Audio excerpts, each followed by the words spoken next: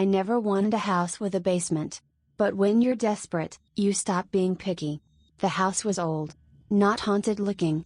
Just tired. Peeling paint. Creaking floors. And a basement door that never quite closed all the way. The realtor told me, basements like this are common around here. I nodded. I didn't believe her. That first night, I slept upstairs. And something downstairs was awake. By the third night, I heard it. Not footsteps. Not voices. Breathing. Slow. Deep. Like someone trying not to be heard. It came from below my bed. From the basement. I stood at the top of the stairs, staring down into darkness, holding my phone flashlight. "Hello?" I called.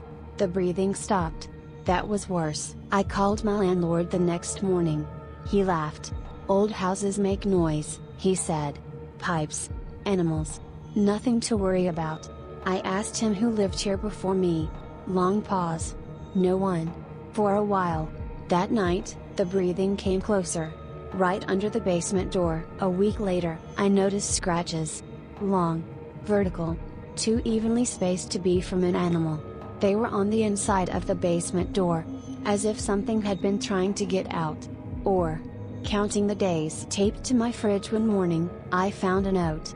I didn't write it. Rules for the basement: do not go down after midnight. Do not respond if it calls your name. If the lights turn on by themselves, leave the house. There was no signature.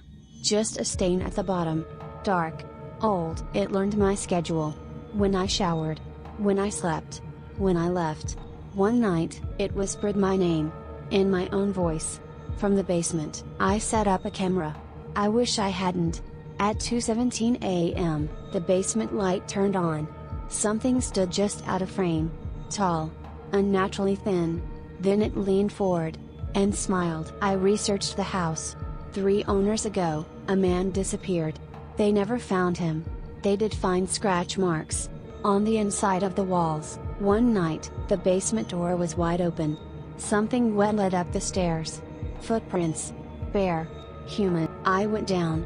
I shouldn't have. The basement wasn't a basement. It was a room. A living space. A place where something had been learning how to be human. And now, it wanted to come upstairs. After the basement door incident, I didn't sleep well for days. At 3 a.m., I started hearing whispers. Not one voice. Many. They repeated my name. Over and over. Sometimes it was angry. Sometimes sad. Sometimes excited.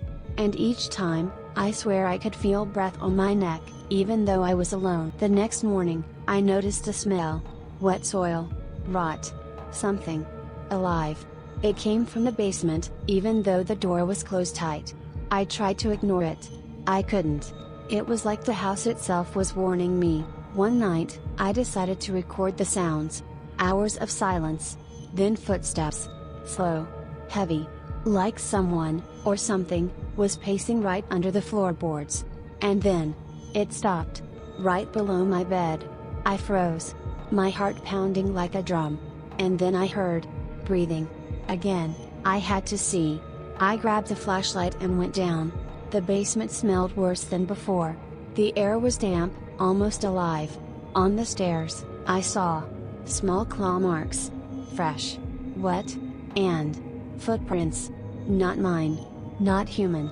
They led to the far corner of the basement. I shined the flashlight into the corner. It wasn't fully visible. Just a shape. Tall. Thin. Almost skinless. And then it moved. Too fast for a human. It hissed. Low. Threatening. I ran upstairs. But even upstairs, I could hear it following. I started examining the basement walls. Scratches. Hundreds. Deep. Old. Some new. It had been living there for years. Learning.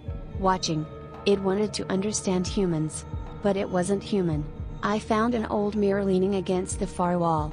When I looked, I didn't see my reflection. I saw it. Watching. Smiling.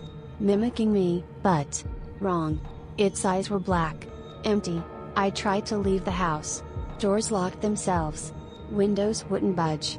The house was no longer mine. It wanted me to stay.